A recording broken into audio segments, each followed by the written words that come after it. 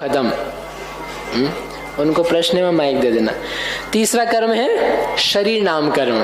तो ये शरीर नाम कर्म है, इससे क्या होता है? उन्होंने कहा जिसके उदय से शरीर बनता है। ये शरीर दिख रहा है ना आपको, ये आत्मा की शरीर है, आत्मा और शरीर दोनों। जो दिख रहा है वो क्या है? शरीर दिख रहा है। तो ये जो बना है, इस बनने का कार्य जिस कर्म से होता है उसके हाथ में जिम्मेदारी है। आप बनाओ ऐसा नहीं है, वो बनेगा। क्या बनेगा? शरीर बनेगा। तो उसे कहते हैं शरीर नाम कर्म। उसके होते हैं 5 प्रकार, क्योंकि 5 प्रकार के शरीर हैं तो 5 ही प्रकार के कर्म भी हैं। या समझो 5 प्रकार के कर्म हैं तो शरीरों के टाइप्स भी कितने हैं? 5 ही हैं। कौन कौन से हैं? औदारिक शरीर, वैक्रियक शरीर, आहारक शरीर, तेजस शरीर और कार्मण शरीर। तो ये 5 प्रकार के शरीरों का निर्माण होता है और निर्माण होकर उसमें वर्गणाएं आदि योग के निमित्त से आती रहती है।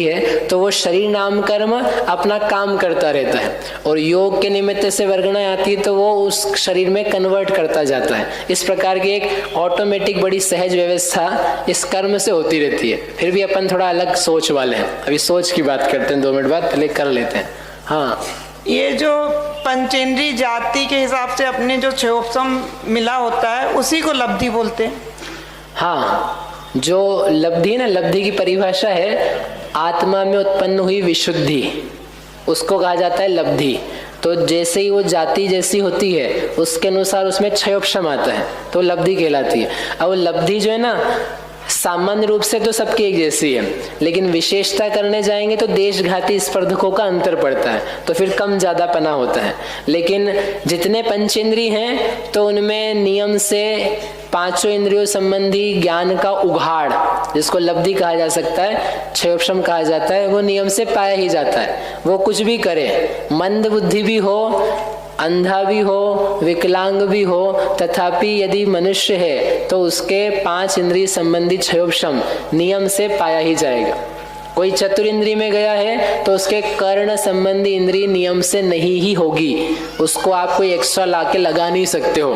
आपको कोई बड़ा चतुर इंद्रिय जीव दिखे और दया आ जाए तो आप सोचो चलो विज्ञान ने प्रगति कर ली है, तो एक के कान निकाले और उसमें फिट कर दिए। तो डॉक्टर लोग ऐसा कर सकते कि नहीं है? कर सकते हैं नहीं, कान निकाल के लगा सकते हैं, लेकिन उसमें शक्ति नहीं डाल सकते हैं।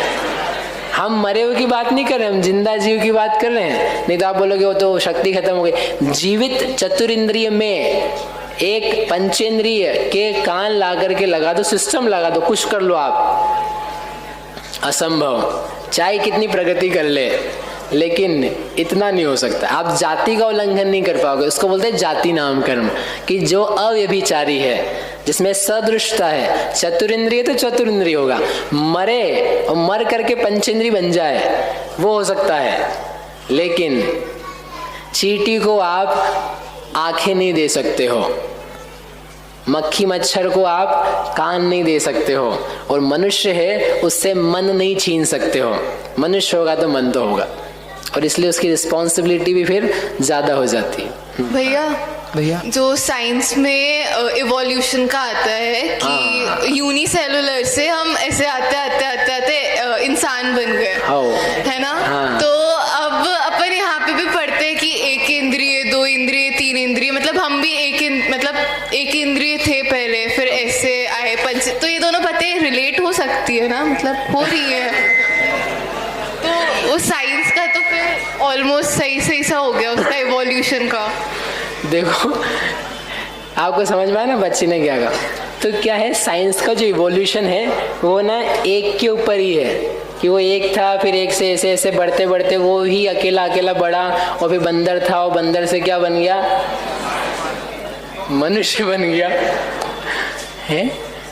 ये तो ना बिल्कुल ऐसी अजीबोगरीब बातें हैं। एक बोलता है बंदर से मनुष्य बन जाते हैं, एक बोलते हैं कि वो मछली थी, वो मछली से ऋषि पैदा हो गए।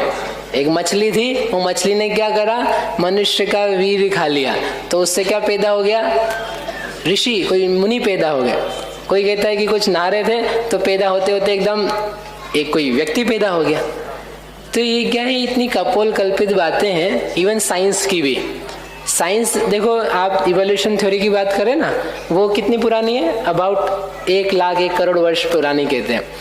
किसने नहीं देखा इन लोगों ने, मतलब केवल एजम्पशंस हैं, केवल कल्पना है, ऐसा हुआ होगा, उसके लिए कोई ठोस मतलब देखा हुआ प्रूफ हो या अनुमान हो, अंदाजे से कि नहीं पृथ्वी आज ऐसी है तो पहले ऐसी होगी, फिर ऐसी होगी, फिर ऐसी होगी, तो वो तो बिल्कुल ही कुछ सही बातें हैं।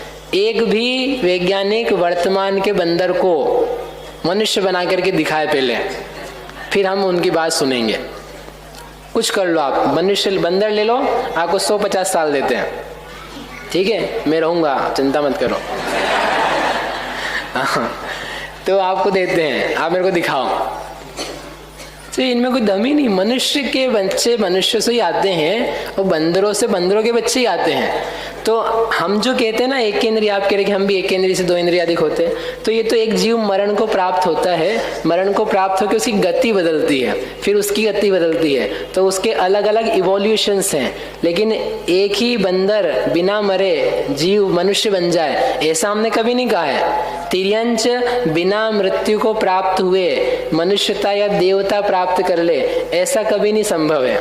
और वो तो बंदर से जब मनुष्य बनाया आपने, तो कैसे बनाया, एक बंदर को उसी भाव में उसी लाइफ में बना दिया ना, तो हम तो उसी का निषेध करें ना गति में, कि गति नाम कर्म उस गति से स्पेसिफिक भाव धरवाता है।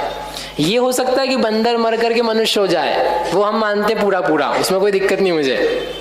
एक इंद्रिय मर के पंचेंद्रिय बनता है, वी एक्सेप्ट दैट। लेकिन एक इंद्रिय को उसी लाइफ में आप 2, 3, 4 इंद्रिय बनवाना चाहो, वो नहीं हो सकता, ना वो ऑटोमेटिकली होगा और ना वो आपके किसी विज्ञान से होगा।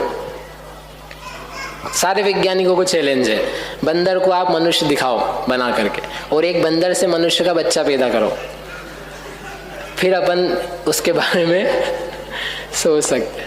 भैया जो कुभोग भूमि में बोलते हैं कि सर किसी का, और वो उसका, तो फिर वो मनुष्य है कि तिर्यंच है? नहीं, वो मनुष्य है, वहाँ पे उनकी मनुष्यता की जाति ऐसी है, मतलब वहाँ पर उनके माता पिता भी ऐसे ही हैं और उनके बच्चे भी ऐसे ही पैदा होते हैं, फिर उनके बच्चे होते हैं तो वो भी ऐसे ही पैदा होते हैं। तो वो उनका जो विशिष्ट अलग प्रकार का मनुष्यत्व है, तो उनकी आकृतियाँ उस प्रकार की बनती हैं।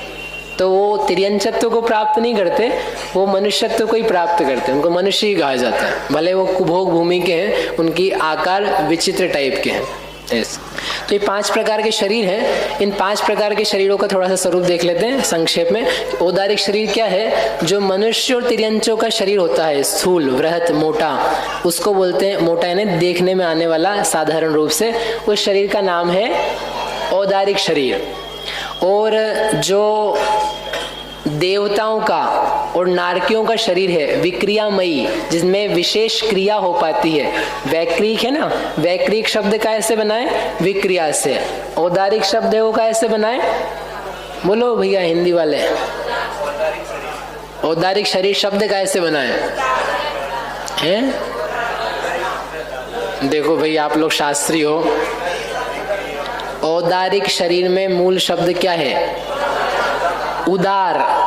उदार का बनता है औदारिक, इतिहास का बनता है ऐतिहासिक, भूगोल का बनता है भौगोलिक। तो ये सब शब्द बनते ना हिंदी में, भूगोलिक यानी भूगोल से संबंध रखने वाला, ऐतिहासिक यानी इतिहास से संबंध रखने वाला। तो ऐसे ही उदार से बनाया औदारिक, तो जो उदार से संबंध रखता है ऐसा शरीर औदारिक कहलाता है। उदार का मतलब होता है बड़ा, स्थूल, दृश्यमान। तो बहुधा तिर्यंच मनुष्य के शरीर कैसे हैं, दृश्यमान है, स्थूल हैं, बड़े हैं, जाने जाते हैं, तो इसलिए उनके शरीर को बोलते हैं औदारिक शरीर। अथवा उनके परमाणु बहुत ज्यादा पाए जाते हैं, इसलिए भी उनको औदारिक शरीर नाम संज्ञा दी जाती है। तो ये शरीर जो दिख रहा है ना आपको, ये कौन सा शरीर है, औदारिक शरीर है। फिर वैक्रिक शरीर है, तो वैक्रिक शरीर में शब्द क्या है, विक्रिया। जो विक्रिया से संबंध रखता है उसे कहते हैं वैक्रिक शरीर। तो विक्रिया का अर्थ क्या है, विशेष क्रिया। तो देवताओं में यानी देवगति में कहलाती है अणिमा, महिमा आदि अनेक क्रियाएं, विशेष क्रियाएं जिसके माध्यम से होती है। ऐसा देवताओं का तो 8 रिद्धि रूप जो शरीर है वह वैक्रिक शरीर है।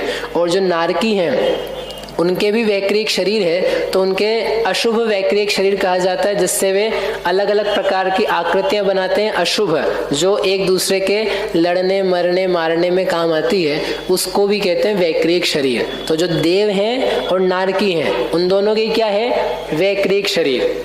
लेकिन दोनों में अंतर है, एक को वैक्रिक शरीर मिला है सुख के लिए और एक को वैक्रिक शरीर मिला है दुख के लिए।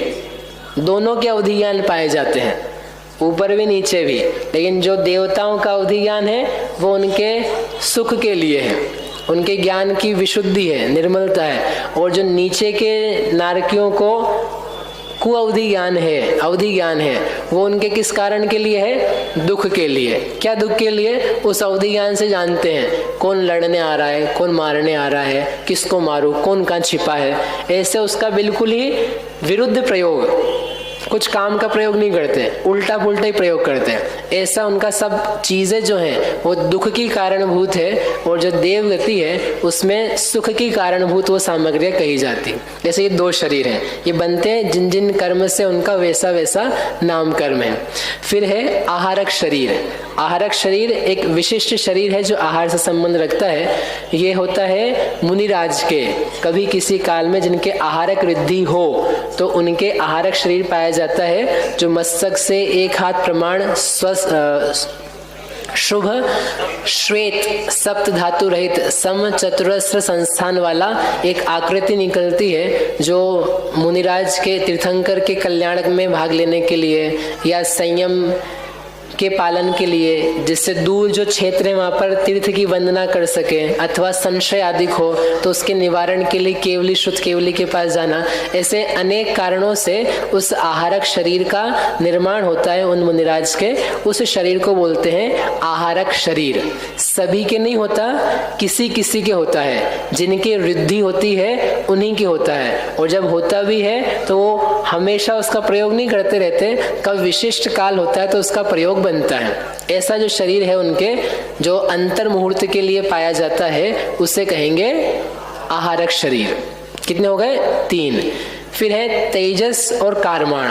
जो तेज वर्गणाओं से संबंध रखता है, तेजस वर्गणाओं से संबंध रखता है, उसको बोलते हैं तेजस। और जो कर्म वर्गणाओं से संबंध रखता है उसको बोलते हैं कारमण। तो जो तेजस वर्गणाओं से बना हुआ एक कांति देने वाला जिसका काम है वह शरीर है, उससे कहते हैं तेजस शरीर। और वो बनता है तेजस शरीर नाम कर्म के निमित्त से। और कार्मण शरीर ने 8 कर्मों का समुदाय पिंड जो बना हुआ है, जिसका समूह है, उसको बोलते हैं कार्मण शरीर। और वह जिस कर्म के निमित्त से बना हुआ है, उसका संबंध है, समूह है, उसे कहेंगे कार्मण शरीर नाम कर्म। इस प्रकार से ये 5 शरीर नाम कर्म है। ठीक है। हाँ, किसका प्रश्न था? हेलो। हाँ, ये वैक्रियक शरीर के बारे में प्रश्न है मेरा कि जो देवताओं को कंठ में से अमृत झरता है और श्वासोच्छ्वास करते हैं, और नारकी लोगों में मार काट होती है और खून के फव्वारे वगैरह निकल जाते हैं, एक दूसरे की गर्दन काट देते हैं वगैरह, तो इनके शरीर की आंतरिक रचना कैसी रहती है? हार्ड मांस? हार्ड मांस नहीं होते इनके। जितने ये वैक्रियक शरीर हैं, और देव के हो चाहे नारकी के, इनके हड्डी, खून, मांस, मज्जा, ये 7 धातु, हार्ट वगैरह कुछ नहीं होता। एक जैसे मूर्ति बनती ना, मूर्ति, तो जो मूर्तिकार है तो वो दिल बनाता है कि अंदर मूर्ति बनी किसी मनुष्य की, पुरुष की, तो उसको हार्ट, हड्डियां, ये सब बनती के अंदर नहीं। तो क्या रहता है? वो एक पूरा एक ढांचा रहता है, एक पिंड रहता है, वर्गणाओं के समूह से वो बना दिया जाता है। ऐसे ही इनका जो शरीर है वो सब वर्गणाओं का मेल है। तो उनके शरीर में दिल, दिमाग, नसें, खून, ये सब कुछ नहीं पाया जाता। इस टाइप का उनका वैक्रिक शरीर रहता है। अभी जब उदय की बात आएगी, नॉट इन दिस शिविर, जब आगे उदय का प्रकरण आएगा तो उसमें दिखाएंगे कि जो देव गति है और नरक गति है उसमें सहनन नाम कर्म का उदय होते ही नहीं है, सहनन से रहित है वह। ऐसे हाँ, इसमें भी आएगा अपन जब बंध की चर्चा करेंगे। भैया, हाँ, जो सबसे ज्यादा पुद्गल परमाणु किस में होते हैं? औदायिक में? नहीं, सबसे ज्यादा होते हैं कारमाण में। जो शरीर सबसे ज्यादा, मतलब शरीर बनता है तो उसमें सबसे ज्यादा स्थूल जो होता है वो औदायिक है। हाँ, तो पुद्गल परमाणु, लेकिन कारमाणु सबसे ज्यादा रहते हैं। हाँ, ठीक। क्योंकि उनकी डेंसिटी जो है वो डेंसिटी में काफ़ी घनाकार हो जाती है कार्माण में, औदारिक में खुली खुली रहती, तो आपको इस टाइप का दिखता है। तो परमाणु की संख्या उधर अनंत गुणा होती है औदारिक से। इसके बाद में है शरीर, पीछे माइक दे देना उनको। शरीर के बाद में है बंधन नाम कर्म। बंधन नाम कर्म क्या करता है कि भी शरीर नाम कर्म शरीर बनाएगा, तो शरीर बनाने के लिए वो परिस्पंदन होता है और वर्गणाएं आती है। अब वर्गणाएं आगे शरीर बनाना है, लेकिन वो एक दूसरे से बंधन को प्राप्त हो। कौन? शरीर और नई आने वाली वर्गणाएं। तो जो अच्छा बंधन बना के रखे वह जिसके कारण से हो उसको कहते हैं बंधन नाम कर्म। शरीर नाम कर्म के निमित्त से वर्गणाएं आती हैं, शरीर बनता है सामने का, तो बनाने का अर्थ ये है कि वो वर्गणाएं आती हैं। कौन सी वर्गणाएं? जिस व्यक्ति को जिस टाइप की वर्गणाएं चाहिए हैं वो शरीर नाम कर्म के उदय से आएगी। जैसे आप हो तो आपके लिए औदारिक शरीर है, तो इसमें निरंतर क्या होता है? संचय होता है, नई नई वर्गणाएं आके जुड़ती है। तो कौन सी जुड़ेगी? आहारक वाली, वैक्रिक वाली कि औदारिक वाली? औदारिक वाली क्यों जुड़ेगी? क्योंकि टाइप इसका ऐसे ही है। तो वो शरीर नाम कर्म ये मेक श्योर करता है कि वो जो जिसको चाहिए है वो ही आए।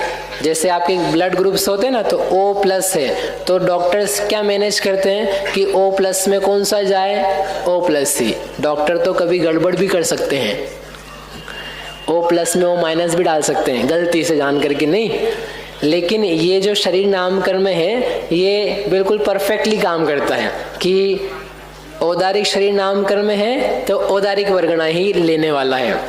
वातावरण में सब रहती है लेकिन उसको वही अट्रैक्ट होती है। किसी का वैक्रिक शरीर नाम कर्म का उदय है तो शरीर नाम कर्म का उदय ये मेक श्योर करता है कि वैक्रिया वाली वर्गणा ही आए, औदारिक वाली और आहारक वाली नहीं आए। ऐसे ही आहारक में और तेजस कार्मण में सब में समझ लेना। तो वो वर्गणाएं आ गई। अब वर्गणाएं आकर के उनका बंधन होना चाहिए, बंधन है उनका जुड़ान होना चाहिए। तो जुड़ान करके अच्छा परस्पर संश्लेष संबंध हो जाए तो वो जुड़ेंगी, तब जाके उनमें शरीर पने की उत्पत्ति यानी दिख पाएगा ऐसा। तो वो संश्लेष संबंध जिसके निमित्त से होता है उस कर्म का नाम है बंधन नाम कर्म। समझ में ही बात? बंधन नाम कर्म क्या है?